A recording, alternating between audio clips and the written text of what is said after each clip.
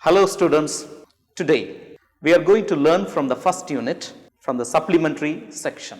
The title of the supplementary is God Sees the Truth but Waits.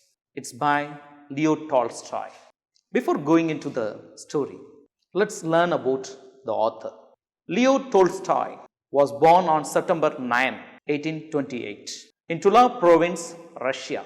He is best known for the novels War and Peace and Anna Karenina.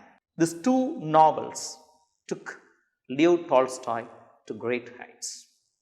He first achieved literary acclaim in his 20s with the semi-autobiographical trilogy Childhood, Boyhood and Youth, and the other work Sevastopol Sketches, based upon his experiences in the Crimean War. Tolstoy's fiction includes dozens of short stories and several novels such as The Death of Ivan Ilyich, Family Happiness, Haji Murad. He also wrote plays and numerous philosophical essays. Tolstoy died on November 20, 1910. Right. More information about Leo Tolstoy. Tolstoy had mastered many languages during his life. Not only was he fluent in English, he was good in French and German. He could also read in Greek, Latin, Spanish, Italian and Ukrainian and many other languages. His house library consisted of 23,000 books in 39 languages. That shows his reading. So, what is the purpose of this supplementary reader in the textbook? It is only because of to develop your reading skill. As Bacon says, reading maketh a full man, conference a ready man, and writing an exact man. So, reading is an exercise to mind. The importance of supplementary reader should be understood from this point of view. So, after learning this story, you have to read silently in your home and try to get connected with the author. Right. So, before going into the supplementary reader, God sees the truth but waits. Okay, here is a warm-up question. If you are punished for a prank your classmate played, how would you react to the situation? Right. You may get angry. You may scold him or her, or you take revenge, or you forgive. While many would seek revenge or take vengeance or feel sorry for themselves, some may put their trust in God. Some may forgive others for the wrongs done to them and move on. Okay, what is your take on this? Discuss with your friends. Okay, let us go into the story. Just find out the characters. Ivan Dmitrich Aksionov. He is the protagonist of the story. The other one, Marka Semyonik. And the next one, Aksion's merchant friend, Aksionov's wife, the governor, the district police inspector. The story is about faith, forgiveness, freedom, and acceptance of a young merchant named Aksionov, who was sent to prison for a crime that he did not commit. Let's go to the story. Turn to the pages. Turn to supplementary. The first page of the lesson. The story starts from Vladimir. In the town of Vladimir lived a young merchant named Ivan Dmitrich Aksionov. He had two shops and a house of his own. Aksionov was a handsome, fair-haired, curly-headed fellow, full of fun and very fond of singing. When he was young, he used to drink and behaved disorderly. But after marriage, he gave up drinking and he became a good man. One day, his wife had a bad dream when Ivan prepared to go for a fair. His wife said to him, I have had a bad dream about you, so please don't go. Ivan laughed and he went to the fair. When he had traveled halfway, he met a merchant whom he knew, and they put at the same inn for the night. They stayed together.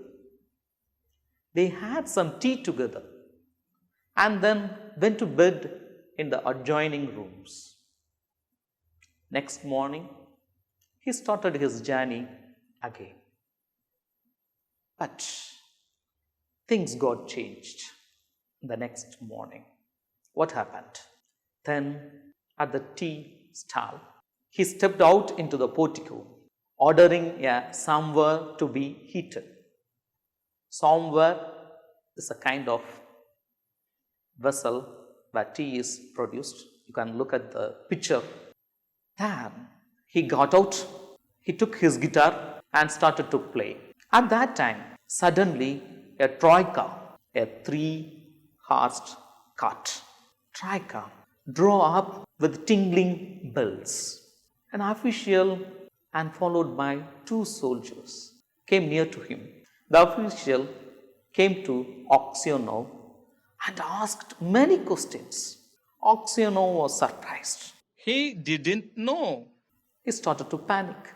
He was cross-questioned by the official. Where did you spend last night? Were you alone? Or with a fellow merchant? Did you see the other merchant this morning? Why did you leave the inn before dawn? These were the questions asked by the officials. Aksionov couldn't do anything. He was stammered. Aksionov wondered and he asked the official, why do you cross-question me? As if I were a thief or a robber. I am traveling on my own business. And there is no question of me. Why do you question me? The police officer said, I question you because the merchant with whom you spent last night has been found with his throat cut. We must search your things. He was shocked. Aksionov was shocked. The police officers searched Aksionov's luggage and drew a blood-stained knife. Aksionov was again shocked. He could not speak. He stammered. I don't know. It's not mine. The police officer asked Aksionov, this blood-stained knife is in your bag. Tell me how you killed him and how much money you have stolen from him. As if he was guilty, his voice trembled. Aksionov grew pale. He told the police officer that after drinking tea with the merchant, he did not see him again. And he just had only 8,000 rubles of his own. He did not steal the money of the merchant. But the police official tied him blindly and took him in a cart and imprisoned near the town. He was charged for murdering and robbing 20,000 rubles. He couldn't get any help. He was arrested. He was imprisoned. His wife came. She was hopeless too. When she saw Aksionov in the prison, dressed in the prison dress and in chains, she fell down. After some time, she asked, what can we do now, Aksionov? And Aksionov told her, we shall send a petition to the Tsar, who is the chief of that city. But the wife replied, already we have sent the petition, but it was not accepted. Aksionov was depressed. He was helpless. His wife asked him, tell me what really happened. He began to weep. Oh, you too? Suspect me? Still, Axino could not overcome his depression. He said to himself, "It seems that only God can know the truth. The truth is, I am not the murderer, I am not the robber, but I don't have any proof. Only God knows the truth. It is to Him alone I have to appeal, and from Him alone I could expect mercy." After that, he wrote no more petitions. He just prayed to God. He was driven to Siberia, and unfortunately, for 26 years, he was a convict in Siberia. In prison, he learned to make boots. With that money, he bought books. He started reading books in the prison. And the most famous book that he read was The Lives of Saints. After that, the prison authorities liked him very much. He was respected. And after many years, the inmates in the prison called him as grandfather, the saint. Right. So, almost 26 years have passed. One day, a fresh gang of convicts came to the prison.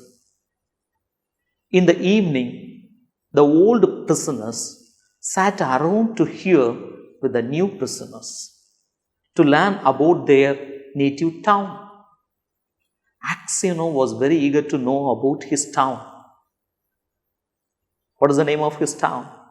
Yes, Vladimir. Axino sat with them. One of the new convicts, a tall man, a strong man of 60, with a closely cropped grey beard, was telling the stories what he had been arrested for. He told the gathering, "I was arrested for stealing a horse. I want to go to my home quicker. So I took a horse, and after riding on it, I let it go. But I was caught for stealing, and now I am a prisoner now. I have done many crimes earlier, but I was not found out. But for a simple thing, for stealing a horse, now I was imprisoned." Okay. He told, "I am from Valmy. My name is Makar Semyonik." And after hearing that, his name and the name of the town, Axino was eager to know more about Vladimir. He asked Makar, "Tell me, Makar, do you know anything of the merchants? That is particularly the family of Axinos of Vladimir. Are they still alive? How are they? How is the family of Axino?" And Makar told him, "I know them, of course. I know them very well. They are now rich. Though their father is in Siberia, I think so. I think in the same jail he is there. He was convicted for a murder. But their family is good. They are rich. They are happy." And after some time, Makar went to Axino. He doesn't know who this Axino is. "Okay, granddad, how did you come here? How you got imprisoned here in Siberia?" Axino did not like to speak of his misfortune. He only sighed and said, "For my sins, I had been in the prison for 26 years. Makar asked him, "For what sins?" But he didn't say anything. The inmates of the Makar told the newcomer how Axino came to be in Siberia. how someone had killed a merchant and had put the knife among Oxeno's things, and Oxeno had been unjustly punished. After some time, going to the room, Oxeno wondered whether this man knew who had killed the merchant. He went back to 26 years. He thought whether this marker knows the killer, the real killer. He felt terribly unhappy, and all sorts of image rose in his mind. He saw in his mind the place where he was flogged. It was bet, the executed place, and the people standing around the chained hands. And he was standing among the convicts. All the 26 years of his prison life and his premature old age, these are the pictures that come to the mind of Oxeno. Right. Now he had a kind of vengeance. His anger was so great against Marcus Semionik that he longed for revenge. He kept repeating prayers all night, but could get no peace. During the day, he did not go near Marcus Semionik, not even look at him. He doesn't know what happened in that night. Marker digged a hole to escape, and it was watched by Oxeno. And Marker threatened Oxeno. If he informs, he will kill him. Oxeno trembled with anger as he looked at his enemy. Marker seems to be enemy for him now. He drew his hand away, saying, I have no wish to escape, and you have no need to kill me. You killed me long ago. As to telling of you, I may do or not as God shall direct. I am not going to report you to the governor. God will look after you. You have already killed me. You are not going to kill me again. And that's the tunnel through which he planned to escape. Right. Now, the next morning, the prisoners found the tunnel. Governor encouraged all the prisoners. Finally, he came to the truthful old man to tell the truth. Oxeno's lips and hands trembled, and for a long time he could not utter a word. Oxeno glanced at Marcus Semionik and said, I cannot say, Your Honor, it is not God's will that I should tell. Do what you like with me. I am in your hands. Governor tried many times, but he could not get a valid answer from Oxeno. That night, when Oxeno was lying on his bed and just beginning to doze, someone came quietly and sat down on his bed. Oxeno recognized it was Marker. Marker Semionik was silent. He told Ivan Dmitrich to forgive him. And Oxeno asked him, for what I have to forgive you? It was I who killed the merchant and hid the knife among your things. I meant to kill you too, but I heard a noise outside, so I hid the knife in your bag and escaped out of the window. Marker knelt before him. Ivan Dmitrich, please forgive me. For the love of God, Please forgive me. I will confess that it was I who killed the merchant, and you will be released, and you can go home. Axino replied, It is easy for you to talk, said Axino, but I have suffered for you these 26 years. Where could I go now? My wife is dead. My children, grandchildren, everyone have forgotten me. I have nowhere to go. Mocker Semyonik did not rise, but he beat his head on the floor. For Christ's sake, forgive me. Please forgive me. He started to sob.